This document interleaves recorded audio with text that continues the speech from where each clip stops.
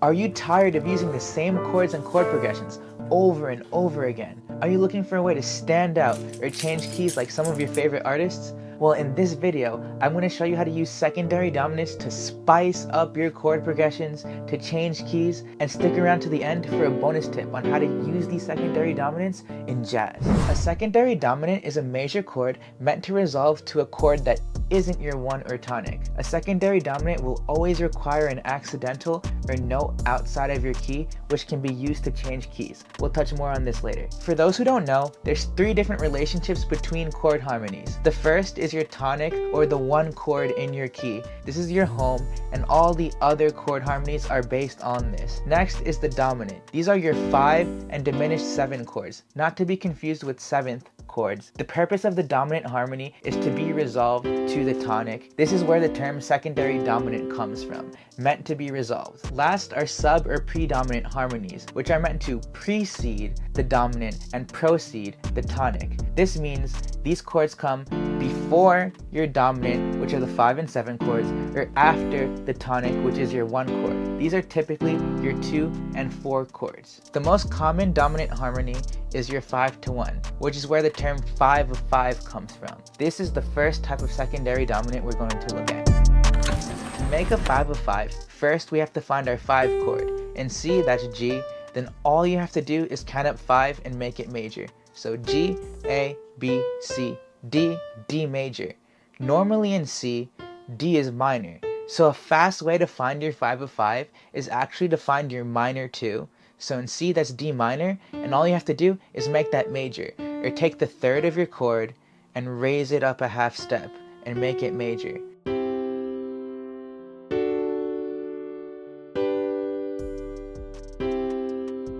Let's look at another key. In E major, the second note is F sharp. The 2 chord is F sharp minor. If we make that F sharp major, that's our 5 of 5. And the way to check that is E, F, G, A, B.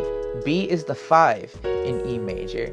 And then what's the 5 of 5? Count 5 from your 5. B, C, D, E, F. And because there's an F sharp in E major, F sharp major is going to be the 5 of 5. And if you look closely, F sharp to B is 5-1 in B major. So if you want to change keys, you can go 5 of 5 to 5 and pretend that that 5 is now your new 1. So if we went from F sharp to B and pretended the B was the 1 and continued the chord progression, we would actually change keys. We don't have to just use 5 of 5s though. We can use 5 of 2s, 5 of 6s, 5 of 3s. The only chords you can't use are 5 of 4s and 5 of 1s, because a 5 of 1 is just, well, what's the 5 of 1? 5. So in C major, G to C, that's already in the key. And 5 of 4 is actually just your 1 chord. Think about it. F is the 4 in C. What's 5 of F? F, G, A, B, C. That's your 1. Even though you can't have a 5 of 4, you can actually have a 5-7 of 4, which can be used as a dominant harmony to take you to your 4 and continue your progression. Now before we get to the quick jazz tip, let me show you how to string these 5 of 5s together. So let me put D, G, C. That's 5 of 5, 5, 1. How can we take this further? Well, what's C the 5 of? C, B, A, G, F. So the next chord would be F, and what's F the 5 of? F, E, D, C, B. So now let's put F and B after and hear how these string of 5 of 5s sound.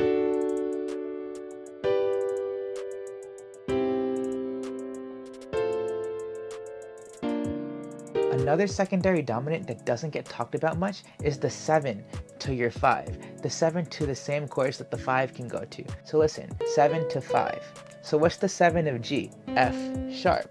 See how that has a similar effect and takes us to the G? So we can also use the 7 as a secondary dominant. Experiment with this. Now let's practice using this concept in a real progression in real time. I'm going to start with the progression 1, 6, 2, 5. If you want, you could take a 5 of 5 and put it before 5, but I want to try something a little bit harder. Let's try the 5 of 6. So the 6 in C is A, and what's the 5 of A?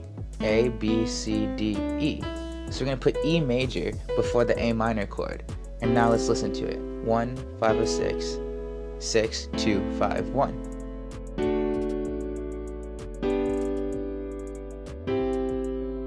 Now see how that A minor sounds like it's the resolution to something? Pretty nice, right? You can do that with all the other chords I explained before. What you can do is you can add a 7th to your chord and put a string of 5 of 5s with the 7th extensions. So you have 5 7s now. What jazz does is they take the Roman numerals or chords 2 and 5 and they string them the same way that we string the 5 of 5s. Let's take the progression from Autumn Leaves. It starts A minor, D7, and then G major. That's just a 2-5-1, but watch what happens with the G major. The G is going to be the 2 of F sharp. Then what's the 5 of F? F, G, A, B, C, and then F sharp. So we have G major, C major, F sharp minor. Finally, watch what happens with this F sharp minor. F sharp minor is the 2, B is the 5, and E is the 1. We have another 2-5-1, and we stringed it 3 times. It's not so bad, right? So take these secondary dominants, put them in the middle of your chord progressions, use them to change keys, put them in your jazz, and string the 2 5s like I just showed you. And now you have a more interesting and spicy chord progression that you didn't have before. Thank you so much for watching, and comment down below if there's anything else you guys would like to see from me.